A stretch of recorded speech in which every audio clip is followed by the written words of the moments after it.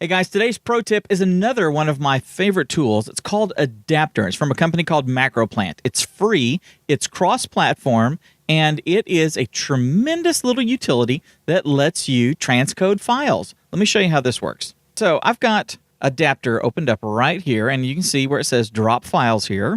And you can see over here on the side, I've got my file storage options. I can use the same directory or the same folder that the file came from. I can add it to my iTunes folder, or I can go custom and browse to a location that I want to drop the file. I can also put a custom name on the file, and if the file already exists, I can increment, which will be, number 2, number 3, number 4, or I can overwrite the file, okay? So let me just show you what this is really good for. I do a video show, a video podcast, and I do an audio podcast. So let's say I have all these files. These are all video files. Let me show you. What's a good broadcasting platform? Okay, so let's say I wanted to take all of these and turn them into MP3 files, okay? So I just grab everything. I'm not going to grab that folder. Just grab everything and then drop it in to Adapter, and it's going to go through, and you can see it's dropping in all the different files. It's already automatically, since the last thing I did was an MP3, it's already going to make them into MP3 files. Now, you've got down here a bunch of presets, which are really cool. These are the standard presets that are for various things. So let's say we wanted to convert it to video, and let's say we wanted it all to be Apple and iPhone 4 compliant. So iPhone 4, or let's say we wanted it to be available on the 4, 4S, 5, 5S Retina display, etc. Or if we wanted to make it compliant for Apple TV, or if we wanted to do iPod Classic, get the idea. These are the presets that match these devices, okay? Tablets, Kindle Fire compliant, Motorola Zoom, Barnes & Noble Nook, PlayStation, Xbox, Zune. Anybody remember the Zune from Microsoft? Nintendo Wii, an AVI file that will work on a Wii. An animated GIF, we could do that as well. So we've got a whole bunch of different settings, as well as some generic ones that we can customize. Same thing with audio. So I can do MP3s, I can do AAC, Apple's lossless, Ogg Vorbis. I don't know anybody that's really using that anymore.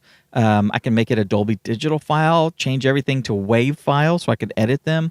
iPhone ringtone I can even make. So you can really do a whole lot here. And I'm just going to choose MP3, and everything is set to an MP3. Now, by the way, these settings are for everything that's in the batch. So everything that is in here is going to be converted. You can't do, make these 2 MP3 files, make this one an AVI file. You can't do that. So it's a batch, one set of settings for everything in here. Now, when you're taking a look at your custom files or your custom settings, under audio, you can choose to change the sample rate if you want. I tend to leave that alone. I wouldn't want to take a 22 hertz file and move it up to 22 kilohertz file and move it up to a 48 kilohertz file.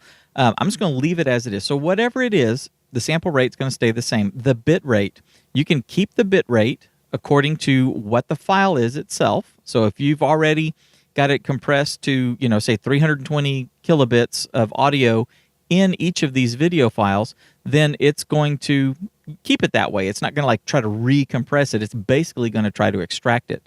Let's say, I'm just going to say 160. You can change it to from basically from stereo to mono if you want. If I had another encoder on here, another MP3 encoder, I could change that. In this case, I just want to use the lame one because it's one of the best out there. Oh, and then the audio quality. You can set it to really low or low, medium, high, very high. This will affect the file size because it is going to be giving it more data, basically, in the file. So I'm just going to leave it at medium because that's the default.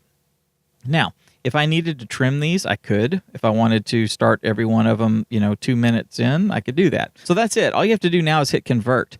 But let me show you. If we take a look at this first one, we show you that the audio is going to be going from an AAC file to an MP3, that the sample rate is 48K, that the audio bit rate is going from 317 down to 160, and that the file size is going to be going from 164 megabyte video file to a 5 megabyte audio file.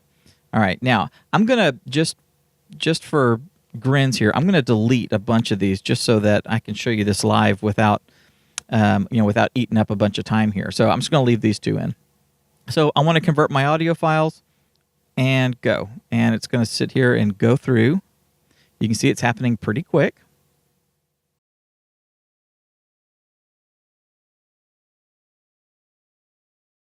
Okay, and they're done. And I now have the two files. I had them drop on my desktop.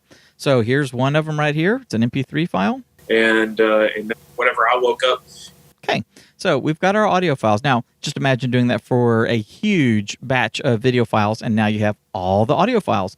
And you can turn around and add those to your podcast or however you're publishing them. Now, another thing that's cool is you can transcode these to other video files. I've got this really large file. This is a file that I've made ready for YouTube. And it's like 4 gigs in size. But let's say I wanted to make a podcast video version of it, okay? I'm going to go ahead and just delete these two and get them out of the way. All right. Here we go. Here's another really big one. All right. Now, let's take a look at these two files. I've got a 3.9 gigabyte video file and a 35, nearly 36 gig file, okay? Now, I can go in here and say I'm going to make these into like iTunes ready ones. So I can go to Apple, I'll go under video, go to Apple, and let's say I'm just going to choose that one. It's going from it's showing you the different encoders that it's using, and it shows you the bit rate, it shows you the audio, and it's going to estimate the file size difference. Okay, so it's going to go from, in this case, a 3.9 gig to a 3.4 gig file. This one is taking a little bit longer because it's a really large file. It's going to go, it's actually going to go up because we're giving it more. But here's the area where you can choose your resolutions and your various video settings, okay? So under video, you can choose to change the frame rate if you want. You can change the bit rate. If you leave the bit rate as the source, then obviously it's going to be basically the same size as the ones that you have. But let's say I wanted to make it into a 1.5 megabit file. So I do that. Now, it's going to take that nearly 4 gigabyte file and give me a 470 megabyte file. And it's going to take a 35, nearly 36 gig file and give me a 588 megabyte file. Now I can hit convert, and it's going to start converting those into the appropriate files. Now I've got some other settings over here. Resolution. If I wanted to change the resolution, like right now it's same as source, so it's 1280 by 720. If I wanted to shrink it down, I could. I could choose one of the presets, 640 by 480 or what have you. I could change the aspect ratio. I can increase the quality, which is going to increase the file size, but also make this smaller file look really, really good.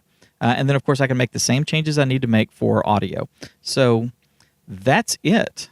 So that's Adapter. It's really cool. As you can see, it's really useful. It is great for transcoding a whole bunch of different files. I love that. I have... I don't know if I ever told you this, but I'm like an old-time radio buff, so I love old-time radio stuff. So I went to the Internet Archive, archive.org, and I downloaded probably 100 gigs of audio files that are old-time radio shows. Jack Benny Show, The Shadow, Suspense, all those great old-time radio shows. Some of them were MP3 files that were good and ready for me to be used. Others were different file formats, and I needed to convert them to MP3 files. So I took, say 600 files that were from one old radio show, and they were, some other audio format that I didn't want to use. And I just dropped them all into Adapter, said make them into MP3s, gave it the settings I wanted, and I hit go, and it just sat there and churned for about an hour, and the next thing I know, I've got a fresh directory with all the appropriate stuff I want in there. So you guys can use it. It'd be perfect if you have a library of videos. So, whether it's like from some of your old DVDs, old sermon series DVDs, or if you've been recording videos and putting them up on YouTube, and now it's like, we want to start a podcast. So you've got all those master files, all those edited versions that you want to turn into MP3s. You can now just drop all of those in Adapter, give it the settings that you want for your MP3, tell it what directory you want to drop it into, and hit go, and then it's going to make all those MP3s, and then you can start uploading those to your to your podcast host. It's called Adapter. It's free. It's cross-platform, and it is a great little tool for taking care of some of these little batch tasks that you need to take care of. I hope you find it as useful as I have.